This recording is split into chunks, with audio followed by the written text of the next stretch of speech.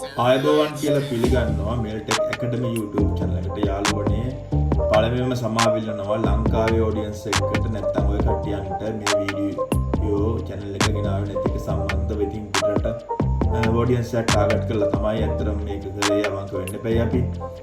නමුත් views සාමාන්‍යයෙන් දින නමුත් ලොකු views එන්නේ මොකද අපේ රටේ අයගේ උදව්ව නැතුව මේක ඉහළට ගන්න බෑ. නමුත් දැන් ඔය කට්ටියන්ට මම අනිවාර්යයෙන්ම සිංහලෙන් තේරුම් කරලා කොහොමද මේ ෆෝන් අන්ලොක් කරන්නේ, හරි ඩිස්ප්ලේ එකක් දාන්නේ කොහොමද, charge pin එකක් ගහන්නේ කොහොමද, ෆෝන් වල රිපෙයාර් මයි ඉගෙන ගන්න දේවල් ඔයාලට කියලා දෙනවා. දැන් මම අද ගෙනාවේ ඉතා වැදගත් වීඩියෝ එකක්. මොකද්ද මේ Redmi Note 13 කියන ෆෝන් එක කොහොමද අන්ලොක් කරගන්නේ කියලා. සමාව වෙන්න ඕනේ මේ වීඩියෝ එකෙත් මට අන්තිම ටික වීඩියෝ කරගන්න බැරි වෙලා දින ස්ක්‍රීන් රෙකෝඩින් වෙලා නැහැ. මොකද ඒක මම රවුලක් වෙලා දිනනට උඩ හම්බුන්නේ නැහැ.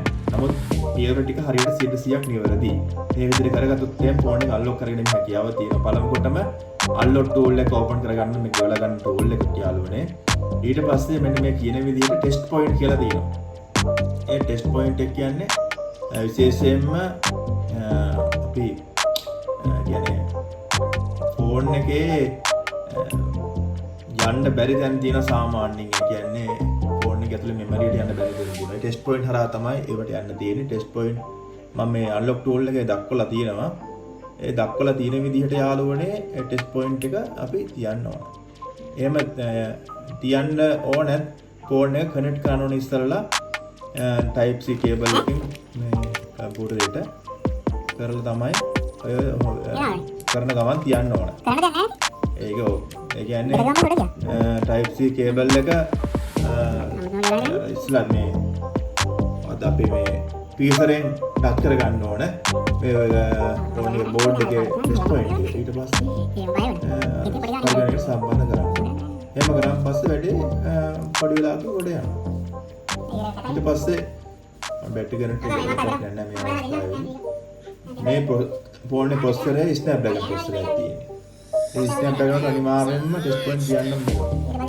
දැන් ෆෝන් එක ඔන් වෙනවා. බලමු මොකද වෙලා තියෙන්නේ කියලා.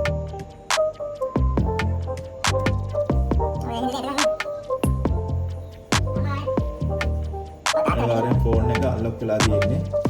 යාළුවනේ මෙහෙම ෆෝන් එක නිකන් රීසෙට් කරලා බටන් තුන නිකන් ෆෝන් එක ඕෆ් කරලා අපි පාස්වර්ඩ් එක අමතකයි කියලා රීසෙට් කරත් අනිවාර්යෙන්ම FRP නැත්නම් ෆැක්ටරි රීසෙට් ප්‍රොටෙක්ෂන් එක එනවම තමයි. ඒ නිසා අනිවාර්යයෙන්ම අන්ලොක් ටූල් එකෙන් තමයි දැන් ගොඩක්ම අපි ඉස්සරවම අතිනුත් කරා. මොකද අන්ලොක් ටූල් එකෙන් තමයි කරන්න පුළුවන්. ඊළඟට දැන් අන්ලොක් ටූල් එකෙන් බැරි ඒවත් එනවා. දැනට මේ ෆෝන් එකේ ප්‍රශ්නයක් නැහැ. ඔයාලා බය නැතුව අන්ලොක් ටූල් එකෙන් මේ වැඩේ කරගන්න ෆෝන් රිපෙයාර් කරන කට්ටියත් ඉගෙන ගන්න පුළුවන් මේක. ගෙදර ඉඳන්වත් වැඩේ කරගන්න පුළුවන්. හැබැයි ඉතින් අන්ලොක් ටූල් එක මාස තුනකට 5000 ගණන් වෙනවා. ඉතින් තමන්ට වැඩ තියෙනවා නම් කරගත්තට ප්‍රශ්නයක් නෑ. ඒකට ගන්න ආස නම් රුපියල් 5000 මොකක්ද මේ කාලේ. අනිවාර්යයෙන්ම අන්ලොක් ටූල් එක සයින් අප් වෙලා මිලදී ගන්න. ඔන්න බලන්න ෆෝන් එකේ ලොක් එක කැඩලා තියෙන්නේ. එහෙනම් හැම දිනාටම ජය වේවා. නැවත අපි සමග